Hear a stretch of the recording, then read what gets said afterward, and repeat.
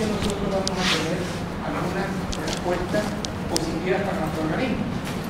Aquí veíamos la función de la proteína C reactiva, que es una proteína de fase aguda. Es unirse a las células dañadas o necróticas y algunos microorganismos. O sea, si nosotros hacemos un PCR a personas con fiebre y que tengan cualquier infección, encontramos este PCR, esta proteína de fase aguda. ¿Qué hace? Se une prácticamente al endotelio dañado, se une al intersticio dañado y fundamentalmente va a facilitar la lesión de las bacterias o de los microorganismos. Sí. El cargador. Estaba.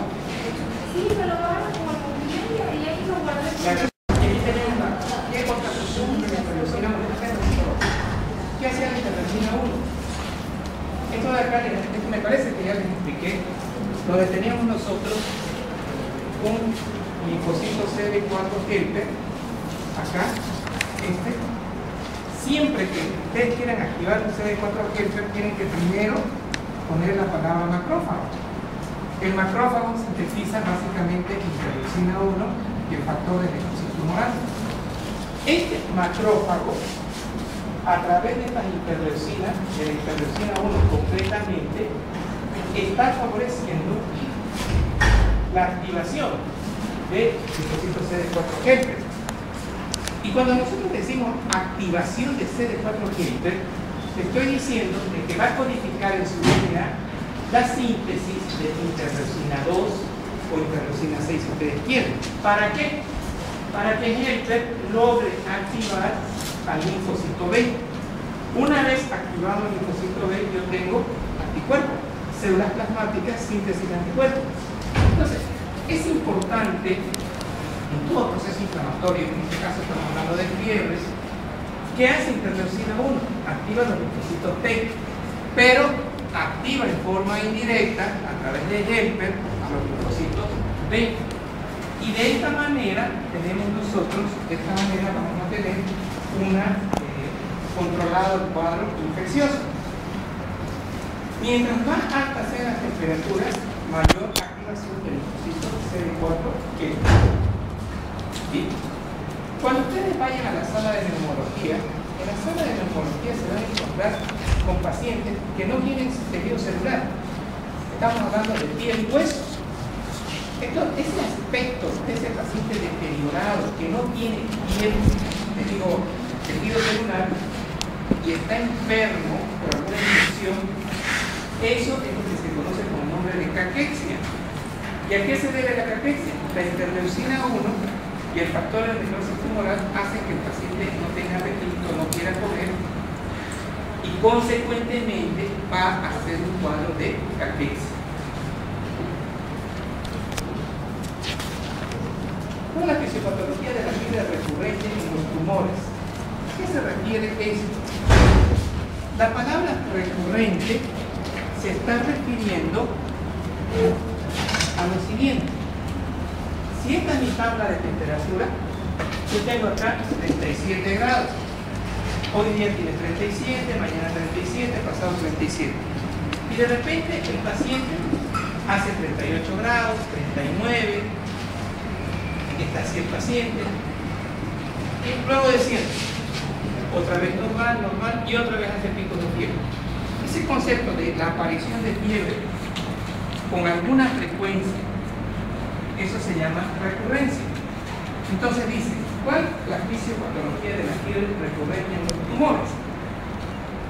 Cuando nosotros analizamos el concepto fiebre, tenemos que ver de que la fiebre, ya hemos dicho que era producida por virus, por bacterias, por agentes físicos, y también van a ser producidas por tumores.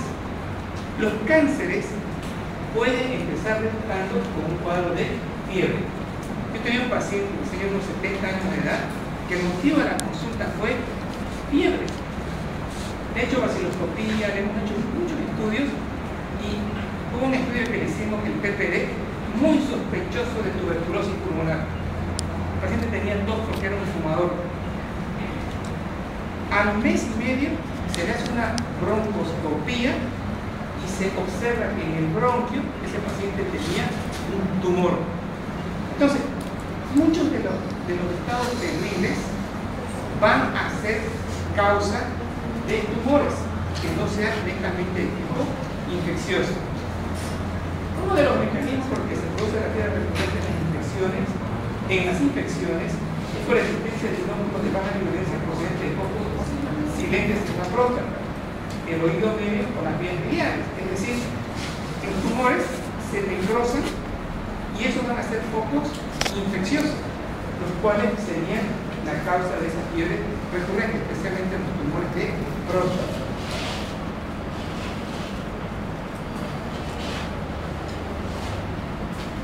Esta diapositiva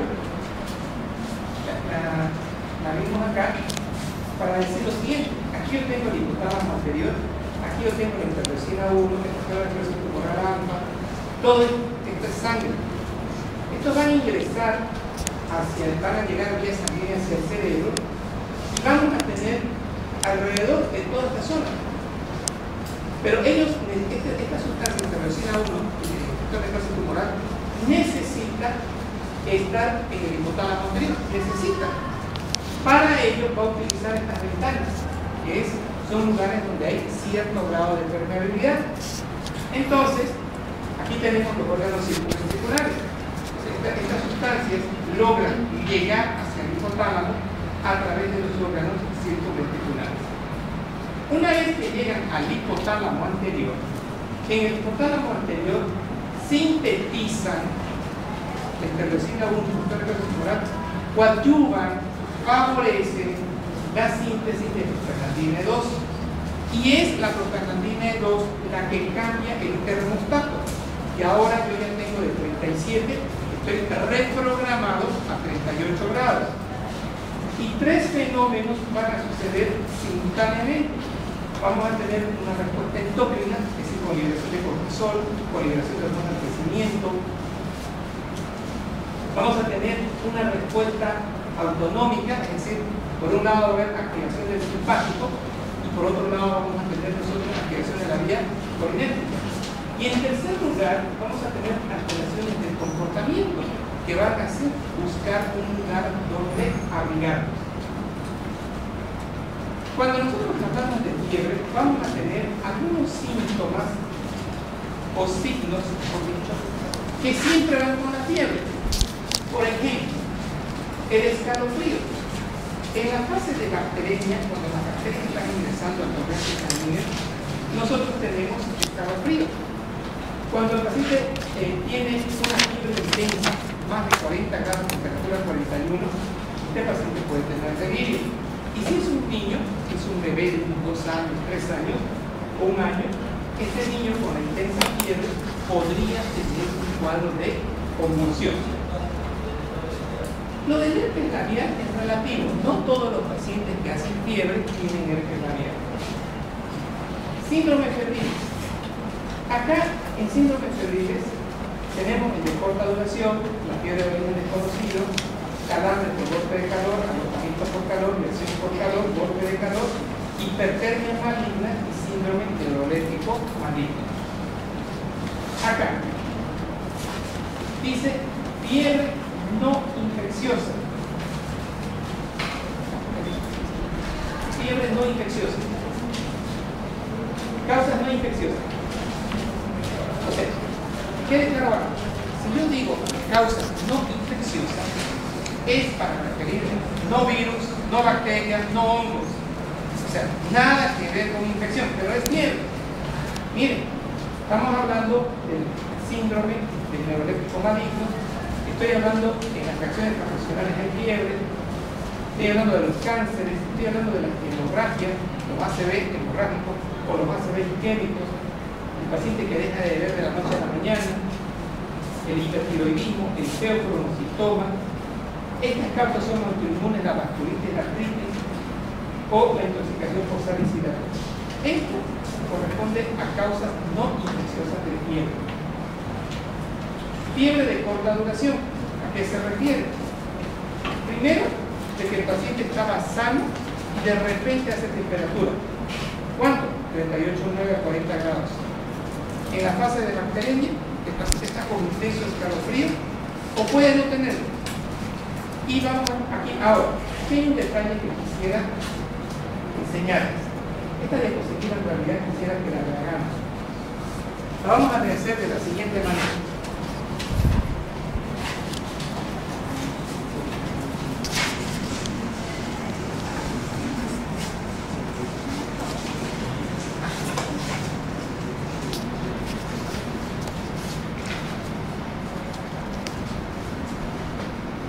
A ver, todos estos pacientes, absolutamente todos estos, tienen mayor a 38,9 grados de temperatura. Una característica. Inicio súbito o repentino. Todos estos. En la primera parte dice síntomas de vías respiratorias. Bueno. El paciente tiene 38,9, es súbito, pero el paciente tiene tos con expectoración. Ese es un signo de la vía respiratoria. Entonces, si este paciente tiene tos,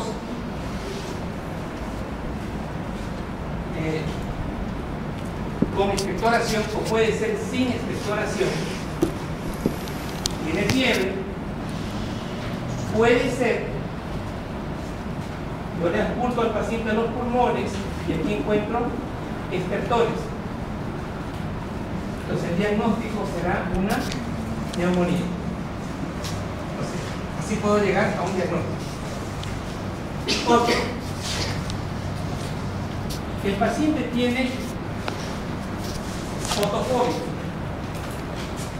Es decir, le molesta la luz.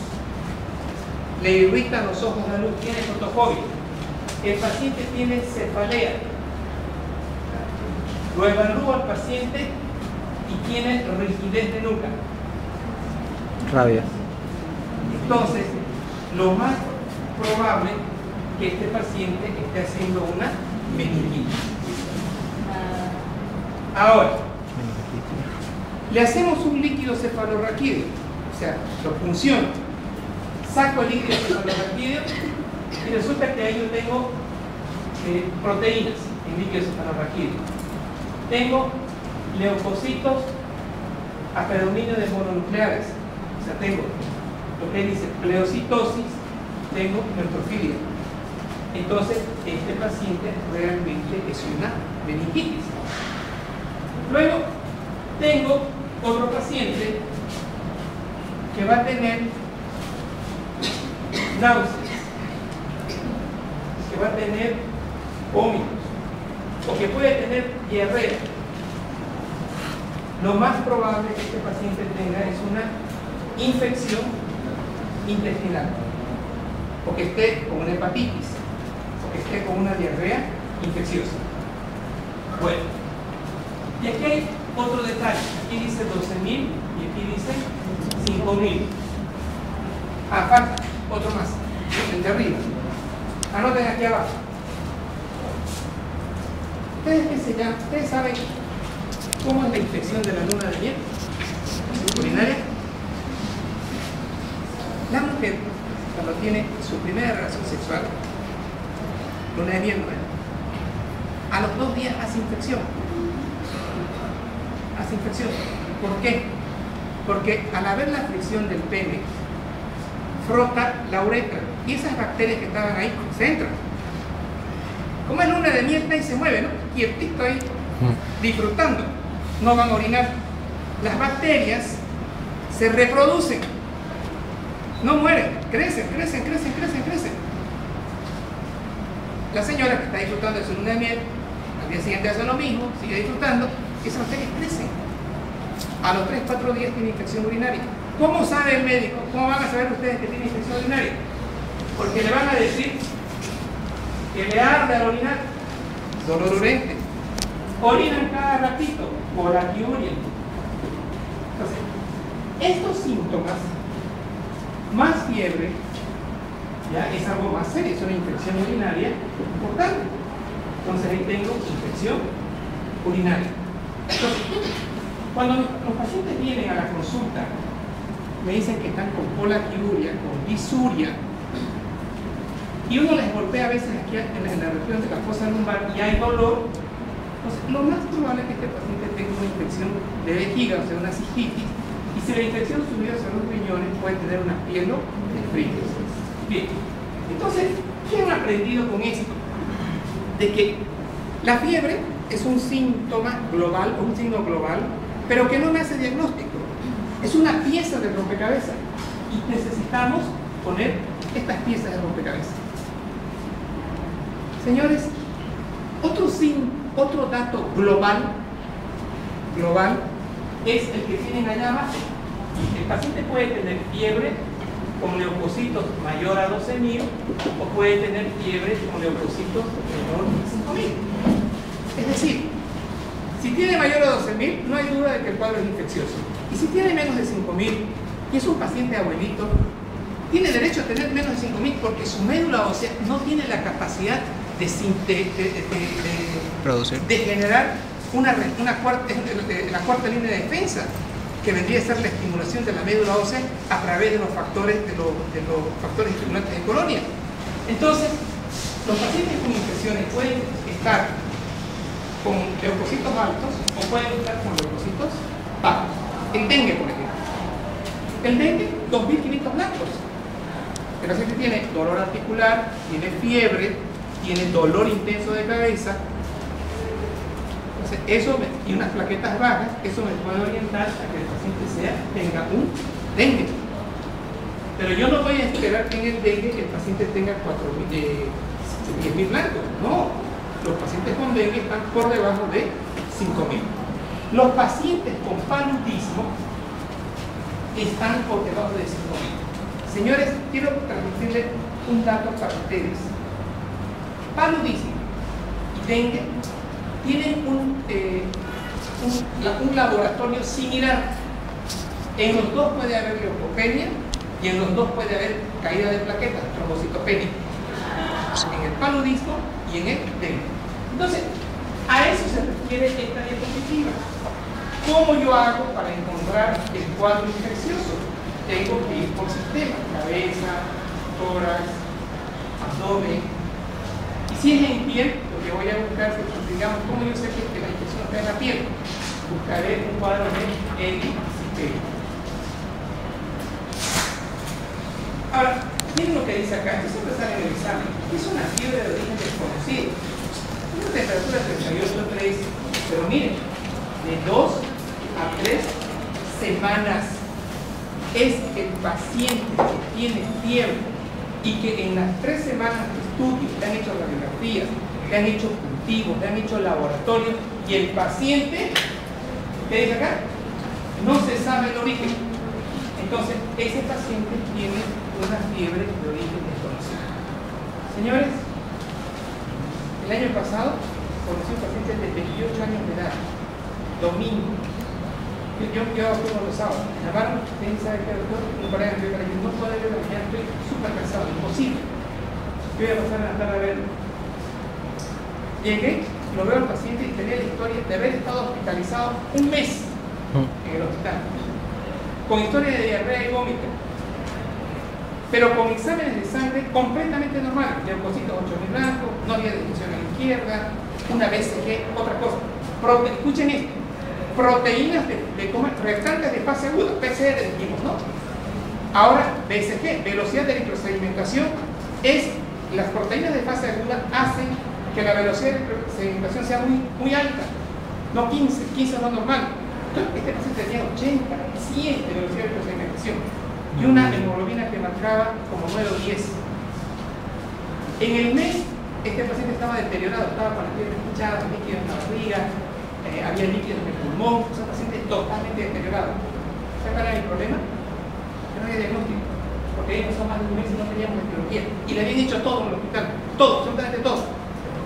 La pregunta es, ¿qué dato me va a agarrar, me va a ayudar para que sea mi pieza principal del rompecabezas? Cuando lo reviso al paciente, percibo de que su vaso estaba grande, que su hígado estaba grande. Entonces, ahí en el lado izquierdo, que nos levantamos la columna, era fiebre, 38,3, más de 3 semanas de origen desconocido, pero con esplenomegalia. Entonces, ¿qué hice? ¿Qué enfermedades pueden dar fiebre entre 2 y 3 semanas con esplenomegalia? La verdad, no sé. Yo no sabía en ese momento. O sea, no lo tenía claro el concepto. Ya el año pasado. Uno va a un libro, tengo mi revista, busqué protocolos de fiebre con esplenomegalia y me apareció un listado. En ese listado yo tenía, no lo veo, ahí, tenía tuberculosis, podría tener brucelosis y tendría que haber descartado leishmania. Señores, leishmania es una enfermedad en la que hacía la caracha, está esto perforado, que el paciente es típico de leishmania, las piernas están con úlceras, no tiene pelo. Ustedes van a los yungas, hay gente con leishmania, nadie le pela. Pero este paciente no tenía una lesión, absolutamente una lesión. Pero el protocolo decía, fíjense en leishmania.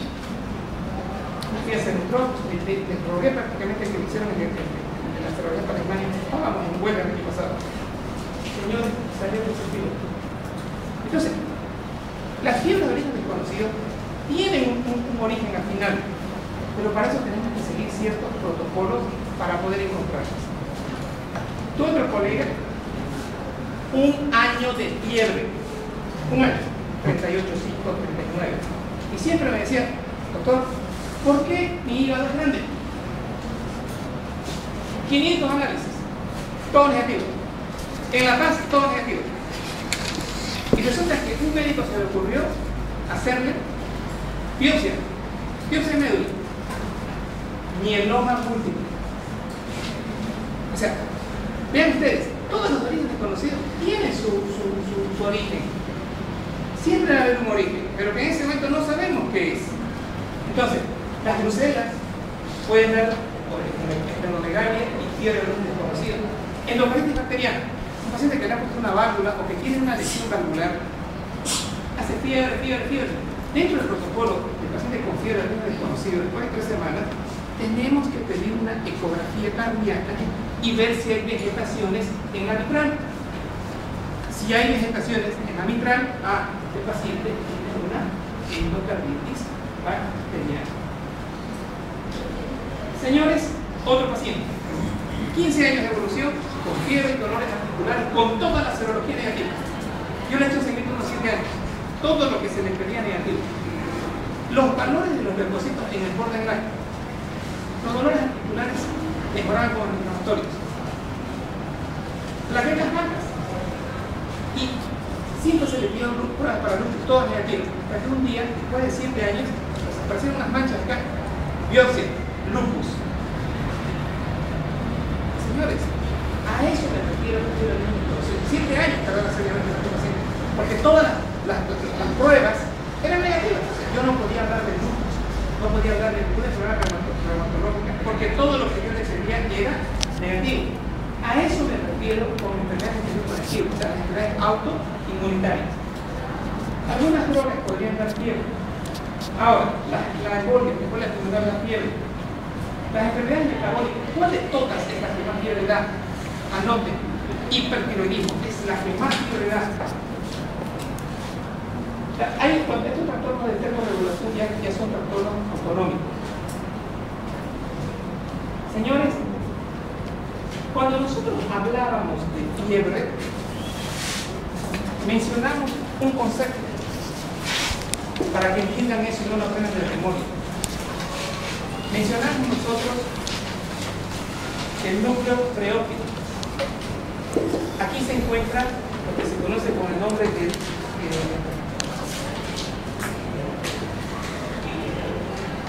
el centro de la temperatura, el termostato, acá.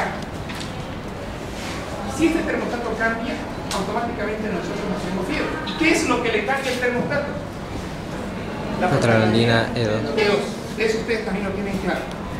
Señores, aquí tengo lo siguiente. Tengo un paciente que ha estado en el río, o en la piscina, o en el mar, por horas y horas y horas y horas. Este paciente tiene una temperatura, pero tiene una edad superior a los 60 años. ¿Por qué ponemos superior a los 60 años? Porque así como nuestra piel se va envejeciendo, nuestro sistema de termorregulación, que me hace que cuando yo tenga mucha calor, tenga pérdida de piel, de calor a través de la termólisis, no funciona. Entonces no hay termólisis y este paciente es como entrar en un horno, se va calentando y va a hacer temperaturas superiores a 38,5. En algunas personas cuando se usan diuréticos tricíclicos, entonces estos pacientes pierden la capacidad de termólisis. Aquí dice disminuye la pérdida de calor.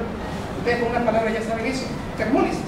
O sea, su sistema de termólisis que era vasodilatación, que era que la sangre se vaya hacia la periferia y por convención perdamos más calor, que se activen las glándulas sudoríparas por el sulfato. Todo eso está perdido.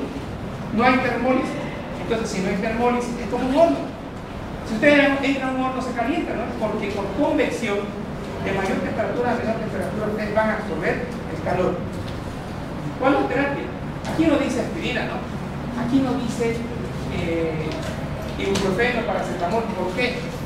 Porque no es problema de prostaglandina E2. No es prostaglandina E2. Es problema de que el sistema de enfriamiento natural, el sistema de termólisis natural, no lo tenemos. Entonces sucede este fenómeno de golpe de calor. Señores, hay un artículo que el año pasado preparamos un tema para la jornada también en la universidad de casos clínicos. Tiene un paciente en España que había estado en la piscina, no, en el río, ya no tiene río, en el mar, 39 años, escuchen, 39 años, 39 de temperatura intensa que no mejoraba con aire. El médico lo deriva a un centro de referencia con el diagnóstico de golpe de calor. ¿Qué está mal en esa historia para que sea golpe de calor? ¿Qué está mal? ¿Verdad, señores? Ustedes no pueden tener eso, porque su sistema de termólisis, su sistema termogenético, su núcleo periódico está perfecto. Este paciente lo estudiaron allá y después de haberle pedido 500 cosas, ¿cuál fue el diagnóstico? No fue cáncer. Lyme. Enfermedad de Lyme con garrapatas. Y era atípico, porque cuando uno le pica la garrapata y tiene Lyme, es una roncha roja intensa. Tiene dolores articulares, este paciente no tiene nada de eso. A mí me tocó ver otro paciente con Lyme que venía de una zona ganadera. No teníamos diagnóstico. 5.000 blancos, BCG normal, rigidez de nuca, mal estado general del paciente, pero con un líquido cefalorraquídeo normal. ¿Qué es? Oiga, estaba en una terapia intensiva de un lugar famoso. ¿Qué es este paciente? ¿Qué tiene? Tiene rigidez de nuca, pero líquido cefalorraquídeo normal. ¿Qué es lo que hay que hacer? Historia clínica. Si es ganadero o va y caza, se lo viene a la pata. Ahí se nos ocurrió pensar en un Lyme, optamos como Lyme. A la semana salió el resultado, a las 2 semanas se fue a los centros especializados y se confirmó Lyme. Entonces, fíjense, en el primer caso, error, ¿verdad? Error.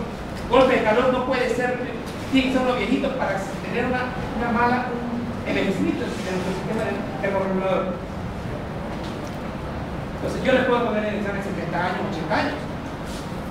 Por poner, o sea, porque aquí te dice, neuroléptico maligno.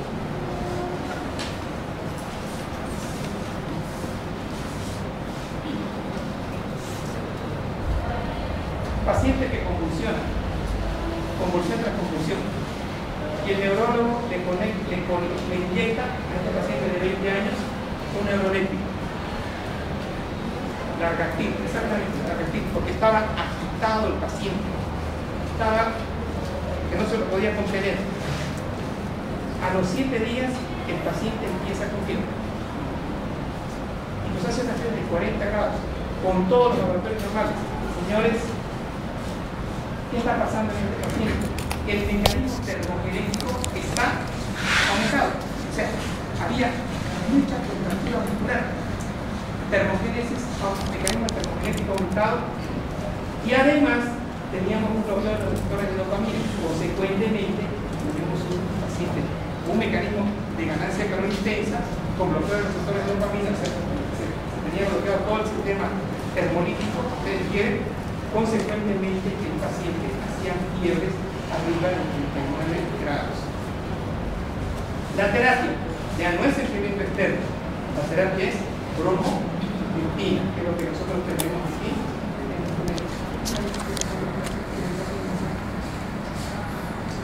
Hipertermia maligna. Succinylcolina es una droga que nosotros usamos para entubar. Dura 3 minutos, pero puede quedar como fiebre. Acá, incremento de la producción de calor. Aquí dice, aumenta la producción de calor. O sea, tanto la hipertermia maligna como el síndrome neuroleptico maligno, los dos tienen incremento en la producción de calor. ¿Cuál es la diferencia? Este es neuroléptico maligno porque desgraciadamente el que gatilló la enfermedad es un neuroléptico, porque es reactivo. En cambio acá, en la hipertermia maligna, es otro tipo de droga que recibe el nombre de, podría ser succinylcolina. Acá, esto dura 3 minutos y se le va a dar la prolene al paciente.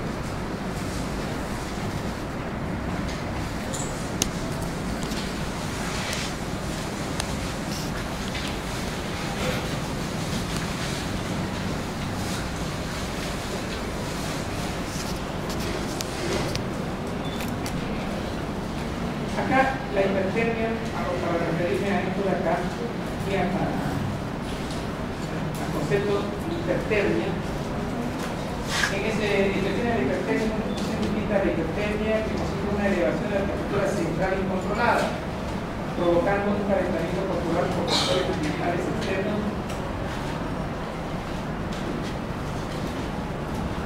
Esto ya lo vimos, es la importancia de la fiebre. Es decir, la pregunta es, ¿qué beneficios me trae la fiebre? Acá, aumenta la fagocitosis y la quimiotaxis de los polimorfos nucleares. Está bien, favorece que haya destrucción de bacterias a través de fagocitosis.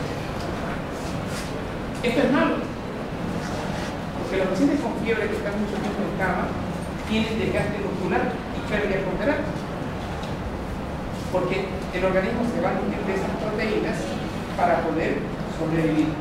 Esto es malo. El paciente con esa fiebre puede hacer hipernatremia. Entonces ahí puede haber un trastorno de sodio, puede haber un trastorno de potasio, se puede obtener un desequilibrio químico en el cuerpo. Y lo malo también sería que el paciente nos haga una crisis convulsiva. Lo positivo, aumenta la fagocitosis y la quimiotaxis.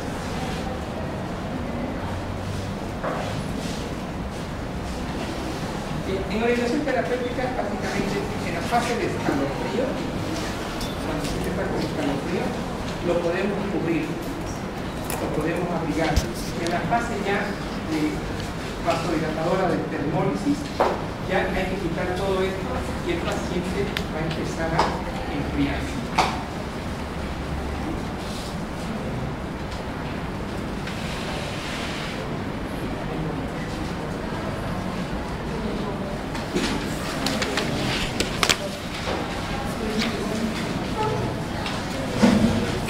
Semio.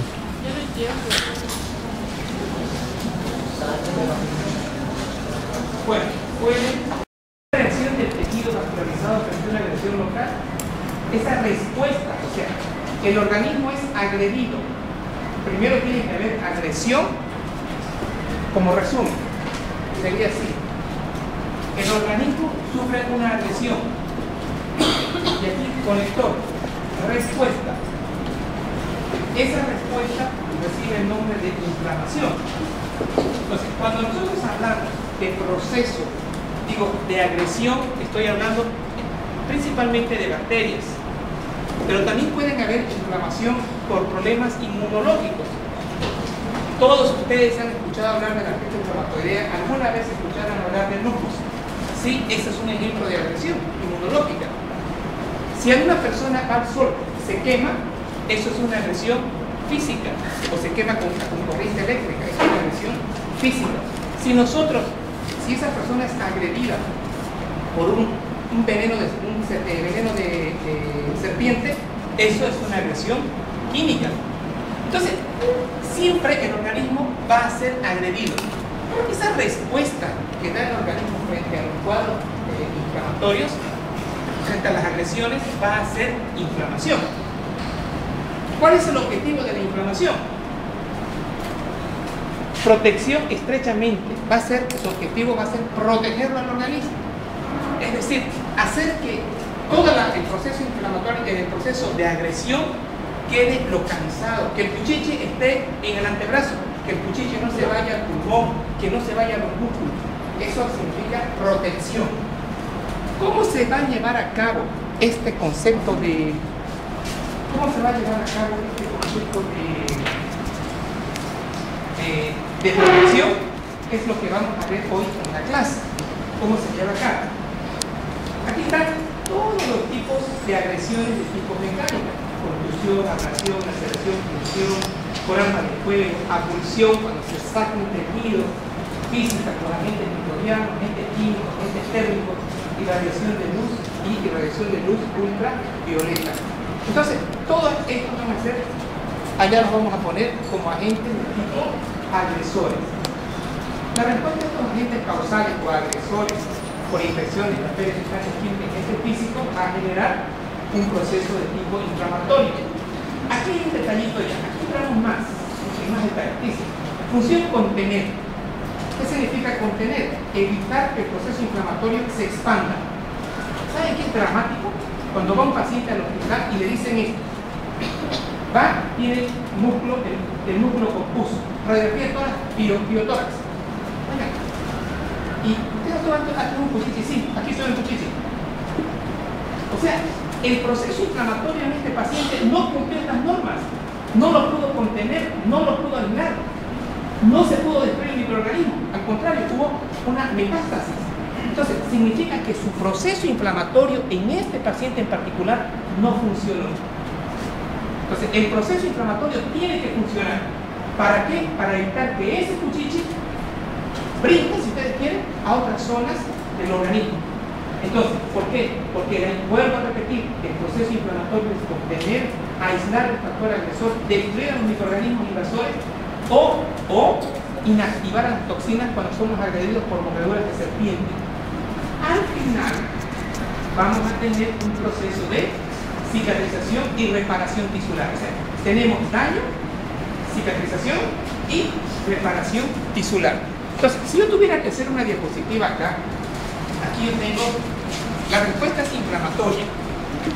Entonces, aquí tendríamos que poner tres cosas inflamatorias. ¿Para qué? Para.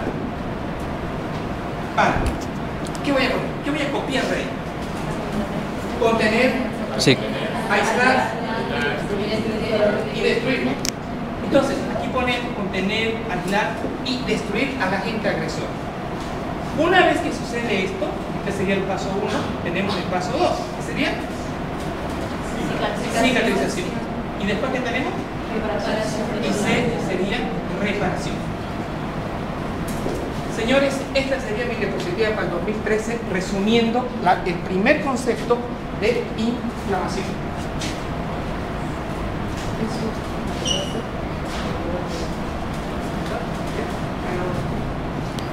Señores, la inflamación puede ser aguda, la inflamación puede ser crónica, dependiendo de lo que estemos bien. Causas comunes de inflamación, ya dijimos esto: infecciones por microorganismos infectados, traumatismos físicos que a menudo tocan sangre o direccional. Un traumatismo físico común, un esguince, dobladura del tobillo, dobladura del codo. Ese es un traumatismo que va a haber sangre direccional. Agentes mecánicos o de infección tisular, reacciones inmunes. Reacciones inmunes que mejor ejemplo afectan a reumatoidea, que mejor ejemplo lupus eritematoso. Señores, vi a una paciente que se me partió el labio ya hace 2 días, así entró al consultorio. 49 años de edad, no podía mover las rodillas, no podía mover las caderas, no podía mover los hombros. Ustedes le tocaban esos hombros, eran calientes, había dolor, no podía peinarse. Estamos hablando de un proceso inflamatorio de tipo autoinmune, causado por una artritis reumatoidea. Tengo otros pacientes que no se pueden parar de un sillón, de una silla, sin apoyo. ¿Por qué? Porque el proceso inflamatorio, la enfermedad autoinmune les ha atacado a músculos. Estamos hablando de una poliomiyositis, inflamación de músculos, que es un tipo de reumatismo. Entonces, al final son causas de inflamación. Señores, hace muchos años Celso ya hablaba de estos conceptos básicos. La inflamación aguda se caracteriza por calor, ¿sí? Está caliente la piel, está roja la piel, está endurada la piel, ese es el tumor, hay dolor y la señora esta no podía peinarse, ¿no? Hay pérdida de la función. Si el paciente tiene un esguince no puede mover el pie, entonces, o el tobillo. Entonces estamos hablando de pérdida de la función de una manera temporal. Si el golpe es en el ojo, de un trauma facial, no va a poder abrir el ojo, ¿no? Entonces estamos hablando de una pérdida temporal de la función. Señores, cuando hablamos de inflamación vamos a dividirla en dos fases.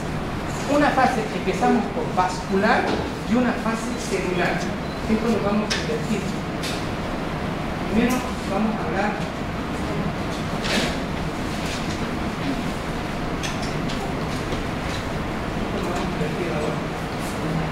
Sí. Entonces, estamos hablando de una fase vascular y de una fase celular.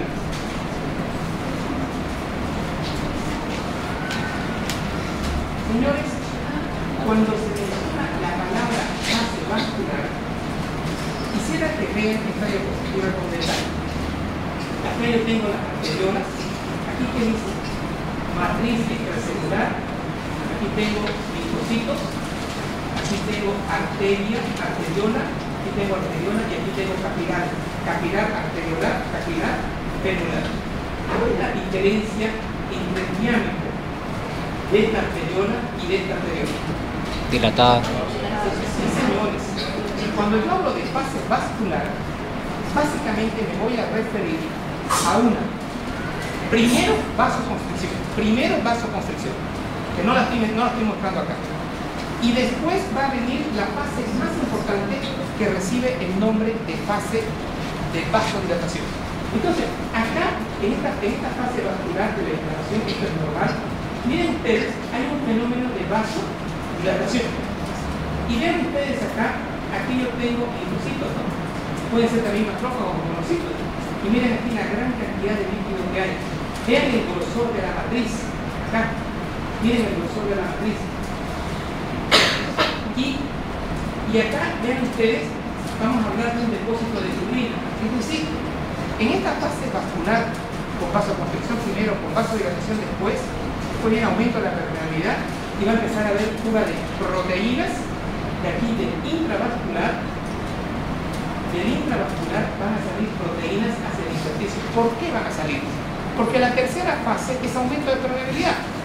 Señores, si yo les digo, abran las ventanas, va a entrar aire, ¿no? Y de eso no hay duda. Si yo digo permeabilidad aumentada, les estoy diciendo microcirculación con mayores poros. Entonces, el contenido que hay dentro del vaso va a salir hacia afuera. Las proteínas que no podían salir, el fibrinógeno que no podía salir, el sistema de coagulación que estaba inactivo, todo eso se va a activar y se va a formar una área de fibrina. ¿Para qué?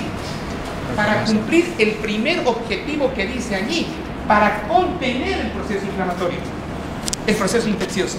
Entonces, todos ustedes conocen la carpicola, que aquí a nosotros nos vacían con carpicola, 1000 litros de carpicola. ¿Para qué quiero vasodilatación? Les voy a dictar 4 palabras textuales. Este es mi libro de actualización de este año. 4 palabras.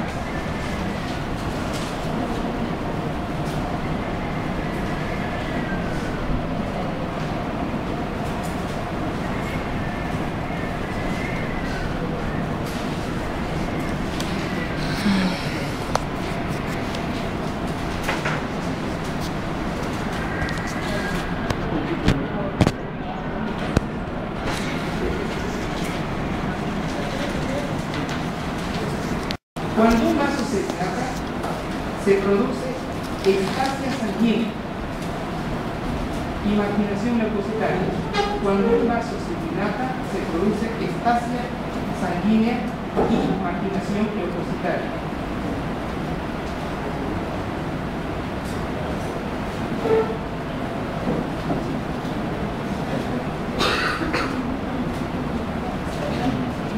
¿Qué significa ese concepto? Ese concepto significa de que en la medida que el vaso se va dilatando, el flujo de sangre se hace más lento. Eso significa estasia sanguínea. Al hacerse más lento, nos va a dar origen a que la fase celular sea más activa. Es decir, a que el concepto de marginación que vamos a revisar en un momento más sea 100% efectivo. Que los leucocitos puedan atravesar este vaso sin ningún problema. Entonces, porque fíjense, ¿qué pasaría si la velocidad de la sangre es alta? ¿Cómo los leucocitos no tendrían tiempo para poder salir hacia el exterior? Entonces, la pregunta sería, ¿cómo es que los leucocitos, aparte del concepto de marginación, logran pasar hacia el intersticio? Gracias al fenómeno de vasodilatación. La vasodilatación ese flujo, o como les acabo de dictar, da estasia sanguínea y consecuentemente los leucocitos van a pasar a través de una marginación, que lo vemos un segundo más, sin ninguna dificultad. Entonces, ¿cuál es el objetivo de vasodilatación? Enriquecer flujo para que los leucocitos puedan pasar por diapéresis, por marginación hacia el intersticio. Entonces, ahora viene el tercer dato. Entonces teníamos aumento de la permeabilidad, perdón, vasodilatación, y ahora tengo aumento de la permeabilidad, que va a permitir que fibrinogen, va a permitir que factores de la coagulación, que está el fibrinogen, puedan pasar hacia el intersticio y se lleve a cabo la contención del proceso inflamatorio. Señores, y ahora vamos a entrar en otra fase, en la fase celular. Entonces, parte de la experiencia. Cuando hablamos de fase celular, tengo ese proceso. Señores, ¿qué significa fase celular? Significa que los leucocitos se van a poder dirigir hacia la pared de los vasos. ¿Por qué? Porque ya el flujo es completamente lento. Entonces ahí voy a tener el concepto de marginación. Luego voy a tener el concepto de rodamiento y adhesión, transmigración, reconocimiento y fagocitosis. Todos estos van a ser 5 fases que se tienen que cumplir en el concepto de fase celular. Vean.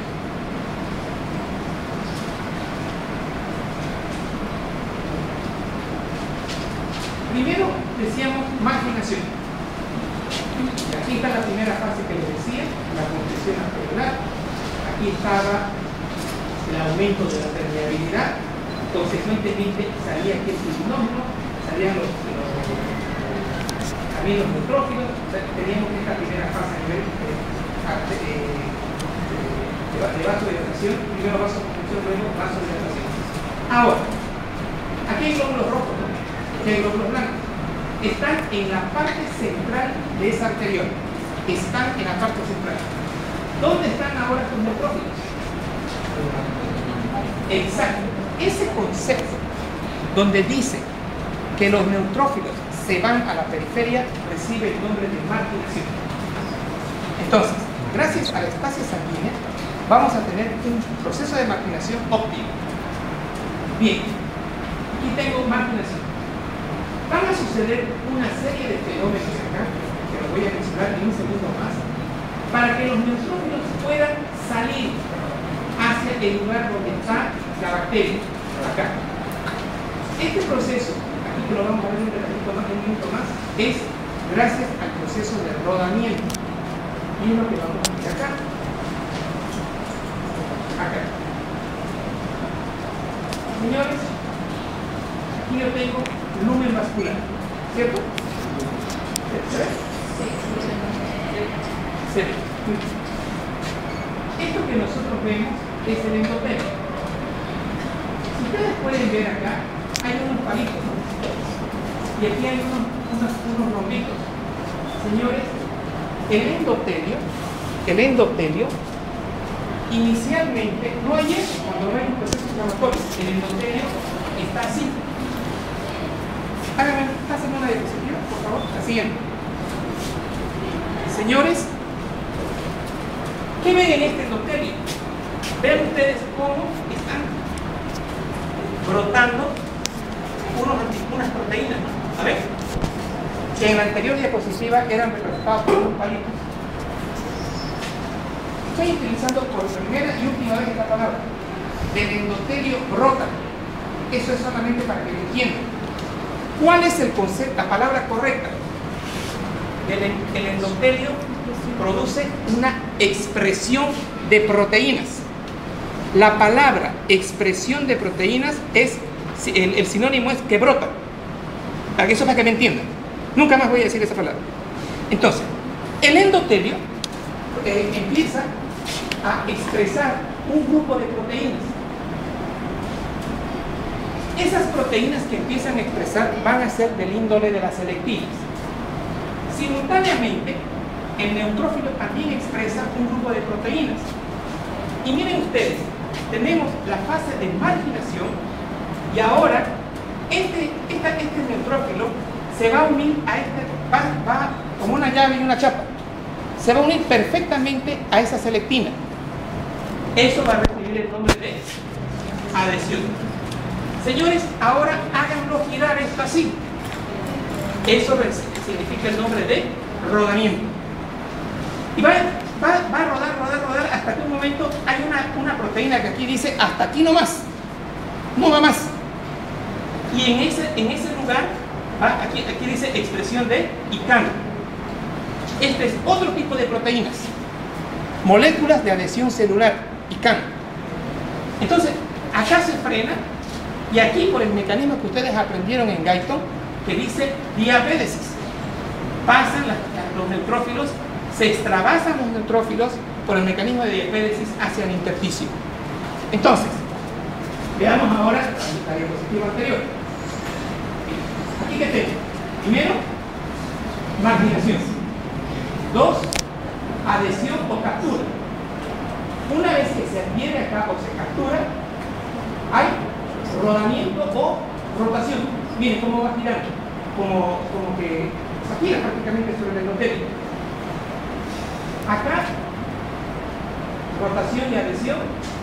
Y aquí miren ustedes, el neutrófilo va a salir por el mecanismo de diapédesis. Se va a extravasar por diapédesis. Porque hay otro grupo de selectinas acá que sucede eso. Luego bien, aquí están las bacterias. Aquí están las bacterias. Van a ser atraídas las bacterias por quimiotaxis. Y aquí van a emigrar hacia este sector. Por quimiotaxis emigran. Y aquí se produce el fenómeno de fagocitosis. La célula muere. Todo este contenido que hay dentro del fagocito es eliminado como pus. Entonces se cumplió el fenómeno de el para. ¿Para qué era? Contener, para matar la bacteria, aislar y destruir. Entonces, gracias a esta fase celular de marginación, gracias a lo que vendría a ser la marginación, la adhesión, la rotación, el fenómeno de diapédesis, la quimiotaxis por migración y posteriormente hay apoptosis, o sea, muere la célula, pero sale todo su contenido de pus hacia el intersticio.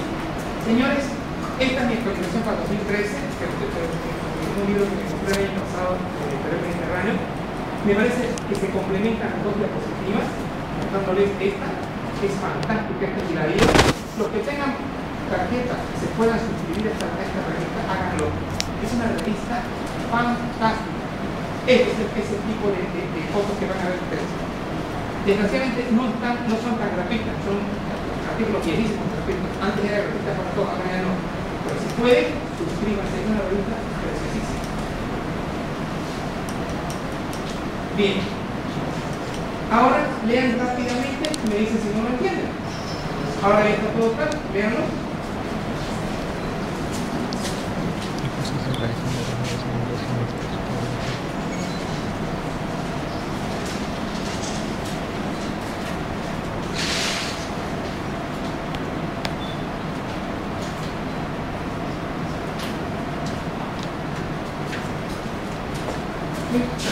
todo sencillo, ¿no ves? Sí. Mismo concepto. Aquí la amplié la diapositiva para que ustedes lo vean. Adhesión, rodamiento, expresión. Ojo, dice expresión y activación distintiva. Me refiero a esto. Es decir, acá, miren ustedes, el neutrófilo tiene poquitas proteínas. Y miren aquí, más proteínas, que son las integrinas. Entonces, estas integrinas, junto a las moléculas de adhesión celular, se van a unir. Entonces, también el neutrófilo expresa integrinas. Y el endotelio expresa selectina y me expresa moléculas de adhesión celular. Seguimos con la actualización 2013. Leucocitos sin adhesión. Aquí están los leucocitos. En la fase 2, sería la fase, estamos en la fase celular. Adhesión transitoria de leucocitos. A los pocos segundos. Aquí tenemos algunos leucocitos. Adhesión prolongada de leucocitos sin emigración. Muchos leucocitos, miren. O sea, ha habido activación, rodamiento y adhesiones. Acá. Mayor adhesión de leucocitos con emigración. Es decir, cuando ya tenemos una cantidad importante de leucocitos en la periferia, empieza a haber la diapéresis y la migración hacia la zona donde se va a lograr mayor adhesión de leucocitos con emigración y extravasación localizada del leucocito, endotelio colapsado y copado, etapa recuperada. O sea, aquí ya tenemos una salida inmensa de leucocitos que sale por diapéresis, fibriotaxis y fagocitosis. Aquí ya tengo, miren, hay la ruptura del endotelio, etapa irreversible. Señores, esto es lo que no quisiera que tenga su paciente. Ustedes van a escuchar hablar de una parte del proceso inflamatorio en la sepsis, donde dice respuesta inflamatoria sistémica. ¿Qué es esto? Eso pasa en el dengue. ¿Por qué se mueren los pacientes con dengue? El paciente con dengue tiene una intensa aumento de permeabilidad. Pero puede llegar un momento en que ese aumento de la permeabilidad es masivo. ¿Por qué? ¿Qué dice ahí? Se desintegra. Se desintegra el endotelio. Señores, rompan las ventanas. Eso es desintegración. Entonces, permanentemente está saliendo fuga de líquidos en el intersticio. Ahora, rompan los alveolos. Imagínense la cantidad de fibrina en el intersticio, la cantidad de agua en el intersticio. ¿Cómo va a estar la respiración de ese paciente? Entonces, esta fase, quiero que no la tengan, por favor. ¿Qué dice acá? Recuperable. Y aquí. Irreversible. Por favor, no me mezclen, hagamos una línea. De aquí para allá es recuperable. Pero cuando estamos en respuesta de desintegración del endotelio, es una etapa irreversible y el paciente se va a morir.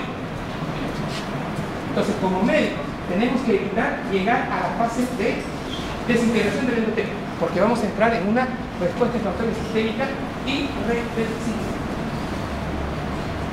¿Qué hago yo en mis pacientes cuando me llegan con sepsis, que es un proceso inflamatorio sistémico? Tras que llegan, evito esto. ¿Cómo?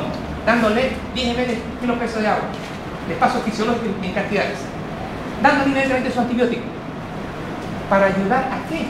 A matar esas bacterias en el intersticio. Entonces, pero si nosotros prolongamos este proceso, va a llegar un momento en que se va a desencadenar el fenómeno de desintegración del endotelio, etapa irreversible. Señores, esto no lo tienen en las diapositivas del año pasado, no está en el libro y quiero que lo voten. Ok, ¿cómo es este libro? Hagan de cuenta que es un examen. Tengo la adhesión y aquí tengo la transfusión de adhesión. Aquí estamos haciendo hincapié en el concepto de biotaxis, es decir, la llegada de fenómenos nucleares hacia el sector donde se pueden conjugar las bacterias. Ahora, acá dicen los activos biotácticos para los propósitos polimorfos son los productos bacterianos,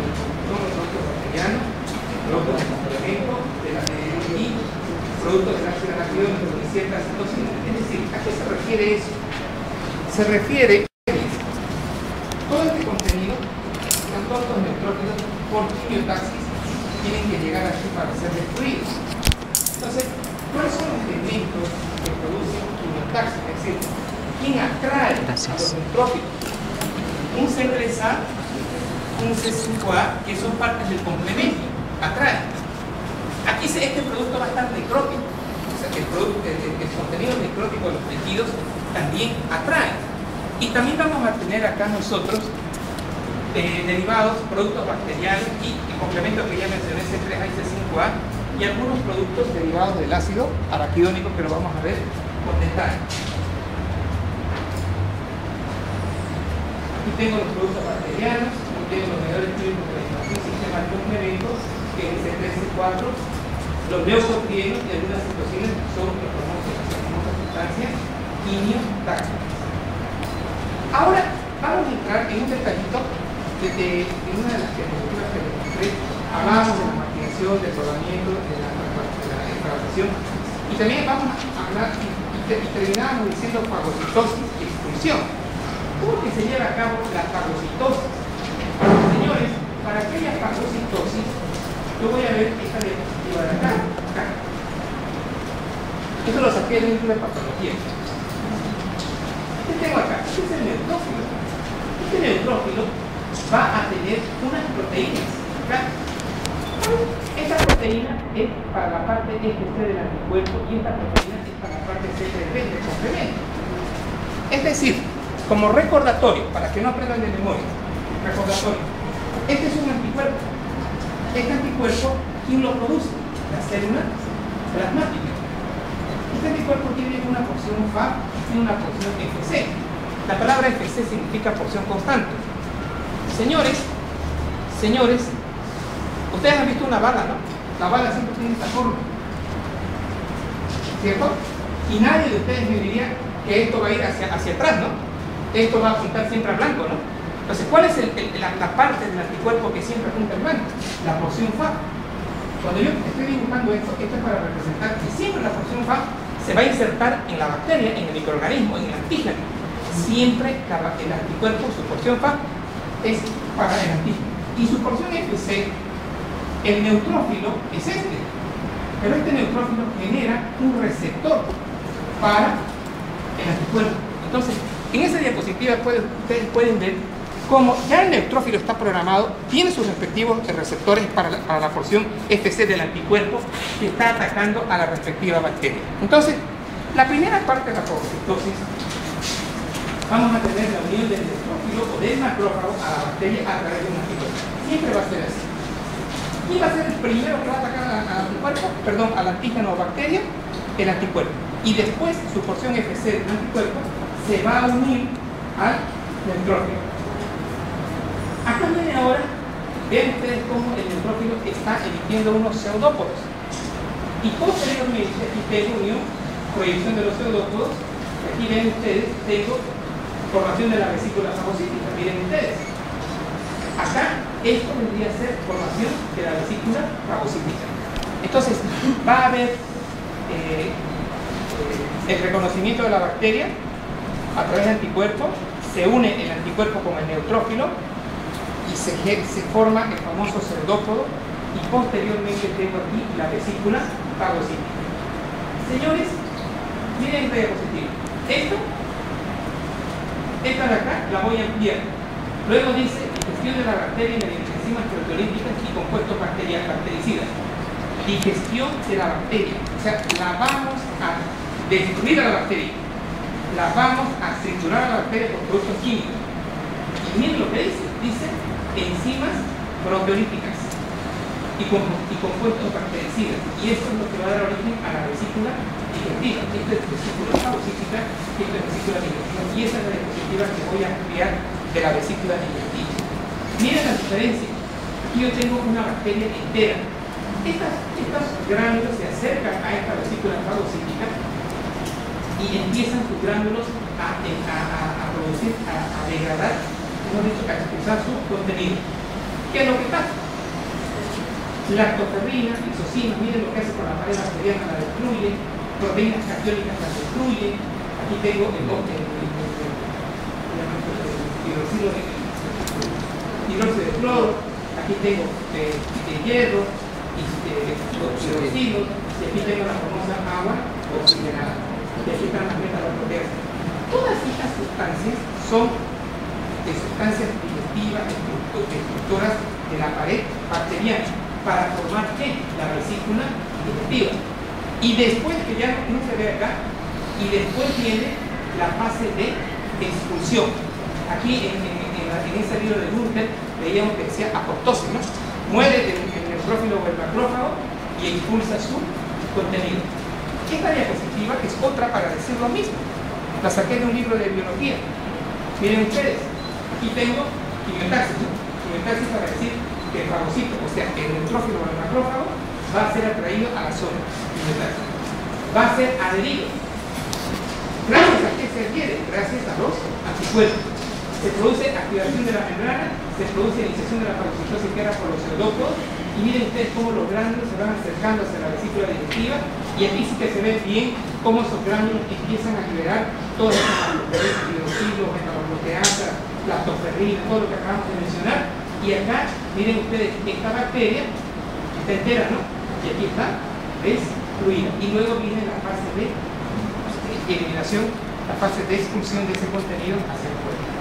Seguimos hablando de la fase celular. Entonces, en la fase celular tenemos una parte de cómo el neutrófilo sale y la fase de fagocitosis. Señores, ¿qué otros elementos más tenemos nosotros como que forman parte del proceso inflamatorio? Tenemos un sistema. Aquí vamos a tener nosotros que la histamina, la serotonina, la enzima glicosoica, las protalaminas, los neurotransmisores y el sistema de coagulación van a formar parte de ese proceso inflamatorio. Es decir,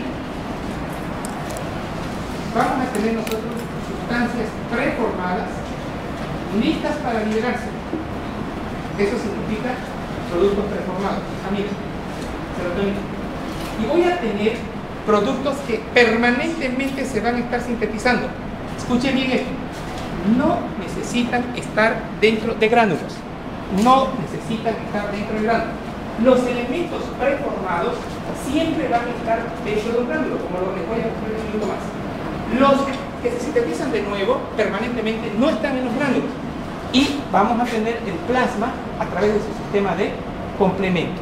Entonces, yo la voy a rehacer esta diapositiva y pondría esto de una diapositiva actual. Aquí, elementos inflamatorios. Pondría así, preformados,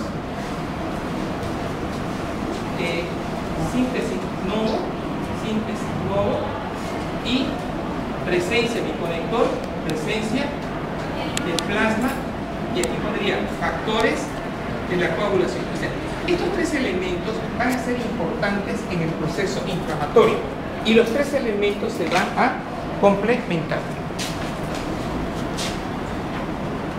Y dentro de acá tenemos el sistema de coagulación, sistema de ciminas, sistema de complemento.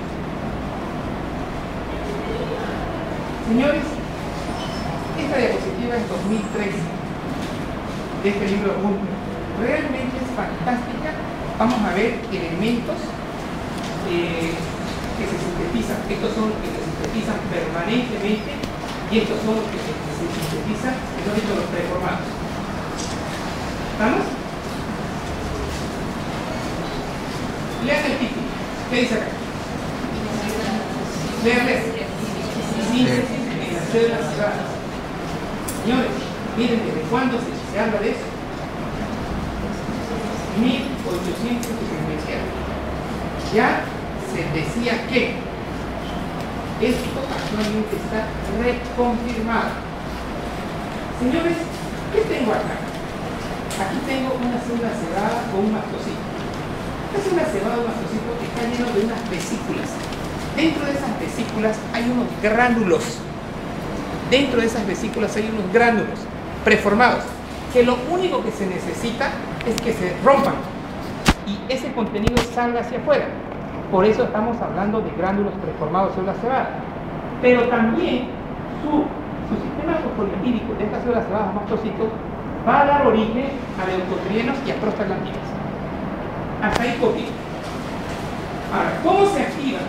¿Cuáles son los factores de activación de estos gránulos? Injuria física de la membrana de la célula cebada, injuria química, injuria por inmunoglobulinas E. El complemento van a ser sustancias que pueden activar la degranulación. Entonces, la pregunta que siempre hago en los exámenes: ¿cuáles son los factores que producen degranulación del basófilo del mastocito? O sea, mejor dicho, ¿cuáles son los elementos que estimulan al propio mastocito para que haya degranulación? ¿Cuál es la respuesta? Injurias físicas, injurias químicas, injurias por IgE. Señores, para mí muy importante activación del complemento. Pongan entre paréntesis C3b. C3b. Activación del complemento.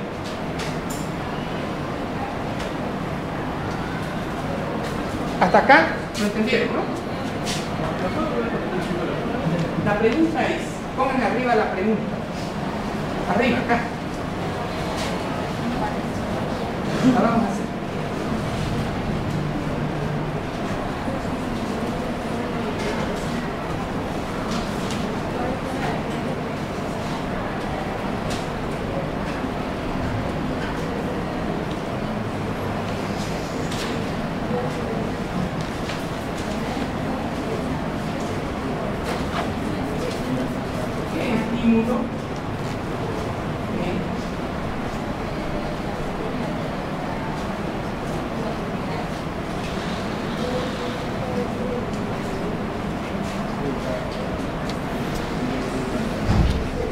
¿Qué estímulo necesita el basófilo o célula cebada para la degranulación?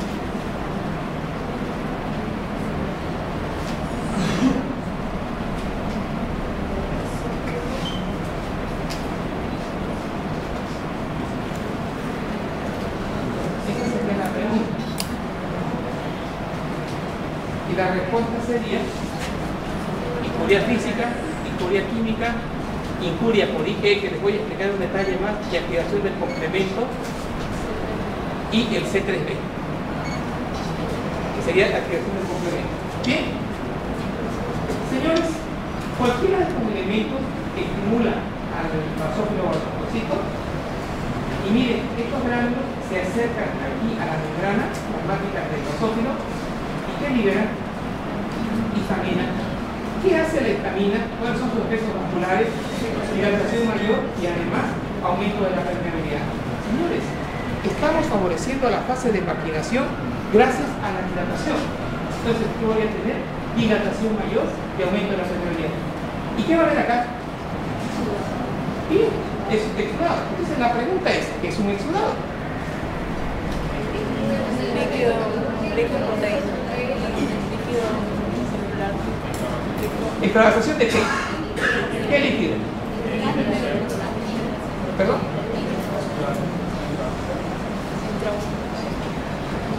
Ya. Pregunte, ¿qué sustancias están dentro de ese líquido que extravasa? Proteínas. Ah, al final. Señores, mencioné 500 veces fibrinógeno. Fibrinógeno. Es el fibrinógeno fundamentalmente el que extravasa. Son factores de coagulación los que extravasa, que también son proteínas. Pónganme el apellido a esas proteínas. Entonces, cuando ustedes me están diciendo extravasación de proteínas, muy general, ¿cuáles proteínas? Proteínas que intervienen en el sistema de la coagulación. Uno, el fibrinógeno. Van a ser elementos que van a extravasar. Entonces, ese es el concepto que le va a dar de exudado. Y tras sudado, hay fuga de líquidos, pero sin proteínas. Esto es un exudado. Luego, ¿qué más? Gracias a la histamina y a la vasodilatación, vamos a tener nosotros, ojo, esta histamina, estos productos van a favorecer la quimiotaxis de neutrófilos y eosinófilos. ¿Para qué la quimiotaxis? Aquí, el conector. ¿Para qué la quimiotaxis? Para favorecer la fagocitosis. Entonces, ¿qué respuesta es esa? Inmediata. Sí, señores, eso no está en el libro. Claro, esto es una respuesta inmediata. Así, ¿por qué inmediata? Porque los gránulos están ahí. Los gránulos están ahí.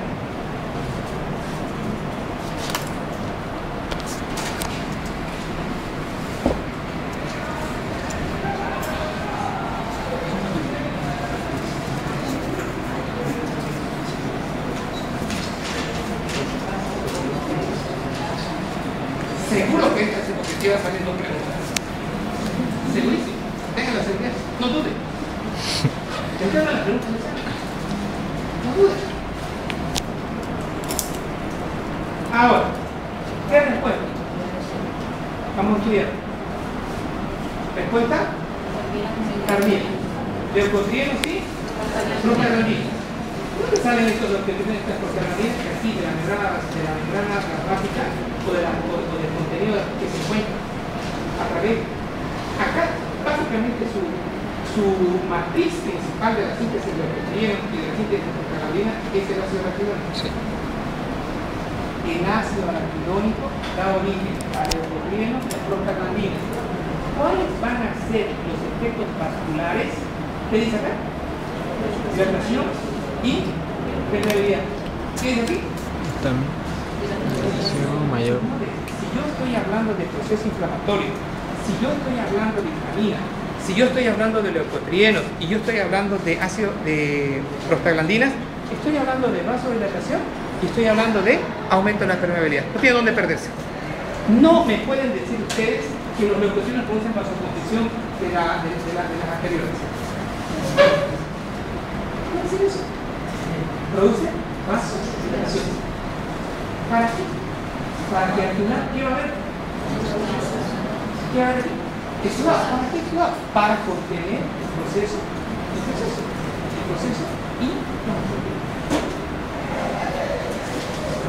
Realmente lo admiro a este autor que ha podido hacer un súper resumen con una sola diapositiva. Yo no hubiera podido hacer. Intenté miles de veces y nunca pude. De verdad, esta era una confusión total para mí en el concepto a utilizar. No podía juntar todos los conceptos. Y ahora realmente la figura la tengo completamente clara y clara para ustedes. Ustedes acaban de evolucionar 20 años. Se me ha costado 20 años entender en una sola diapositiva. Ustedes ya son 20 años más evolucionados. Eso es evolución. Para eso vienen a casa. Ustedes al entrar a esta casa ya no son asistentes únicos, ya son diferentes. Porque ya saben las cosas. Ya han evolucionado. Sus 3 neuronas que tienen en casa son. Más, pero ¿saben qué necesitan? Alto esfuerzo, alto sudor y alta transpiración para aprender. Solo necesitan 3 neuronas, 10% de inteligencia con 90% de esfuerzo. Ustedes pueden ser súper inteligentes, pero si no utilizan el 90% de esfuerzo y sacrificio de lectura, si ustedes piensan que van a ir a su casa y van a aprender a mirar su celular, olvídense. Es sentándose, agarrar mi libro, lo felicito porque yo he visto que la mayor parte de comprar un libro, leer el libro, ver los apuntes y aprender. No quiero que aprendan para vencer, quiero que aprendan para saber. Y sematología en mi criterio es la materia más importante. Porque si yo entiendo fisiopatología, sé lo que tengo que hacer. Si yo no sé fisiopatología, no sé lo que tengo que hacer. Bueno, ¿cómo estamos?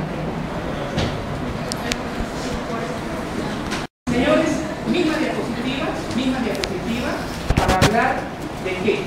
Para hablar del mastocito y del basófilo. Aquí están los gránulos.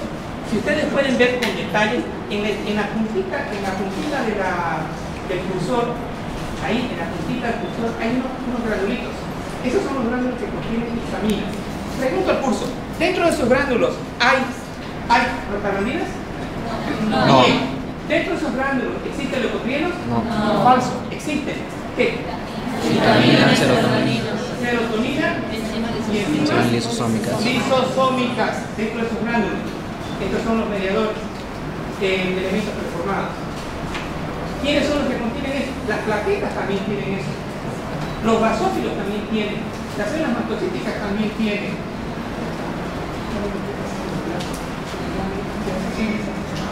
Las células mastocíticas también tienen. Los macrófagos también tienen gránulos. Síntesis permanente. Síntesis de nodo. Las prostaglandinas y los leucotrienos. Citocinas también, óxido nítrico también, los activadores reactivos. Los factores activadores de plaquetas también. O sea, todos esos son sustancias que se van a ir sintetizando de forma permanente. ahora viene el otro elemento, plasma. Señores, ¿qué función cumple el hígado? Una de las principales funciones del hígado es sintetizar proteínas. Ya. ¿Qué tipo de proteínas? ¿Qué dice acá? ¿Qué dice aquí? 12 ¿El años. factor 12 no les recuerda a ustedes coagulación? Sí. ¿Sí, no ve? ¿Y qué más? ¿Qué otra proteína va a sintetizar el hígado? El sistema del complemento. Entonces, señores, el hígado sintetiza las proteínas que van a formar parte del sistema de coagulación y el hígado sintetiza las proteínas que van a formar parte del complemento. Aquí ya vamos a ver más adelante. Acá dice C3A y acá dice C5A y dice amatilotoxinas, porque estas van a ser los que van a producir vasodilatación y aumento de permeabilidad. Estas son aumento de permeabilidad y aquí vasodilatación. Y también estas son las que van a activar al famoso basófilo. Hace rato leíamos eso nosotros. Entonces, todos los elementos, todos los mediadores acá van a ser importantes para la síntesis para el proceso inflamatorio. Señores, ahora tenemos una diapositiva donde hablamos del sistema bradicinin. Y aquí está. Un detalle. El examen del día martes tiene que ser previo que yo termine inflamación. O sea, voy a terminar este jueves. Voy a terminar este martes inflamación, entonces el examen queda para el día jueves. Les he hecho un pedido, ayer fueron varios alumnos y no habían los libros. Hoy a las 6 de la tarde están llegando los libros, ya han hecho el viaje, para los que no han comprado todavía. ¿Listo? A partir de las 6, a Rafael Peña 163. Esta diapositiva también quiero que la copien. Quiero que hay más quimiotaxis y hay mayor fagocitosis. Entonces, esto es otra de las diapositivas que particularmente estos dos conceptos yo los tenía separados, no podía unirlos. Y ahora, con esto queda completamente claro que del factor 12 se activan ambos procesos. Por un lado tengo termofilina y por otro lado tengo la bradicinin, que es un potente vaso. Cópienlo, se pueden entender.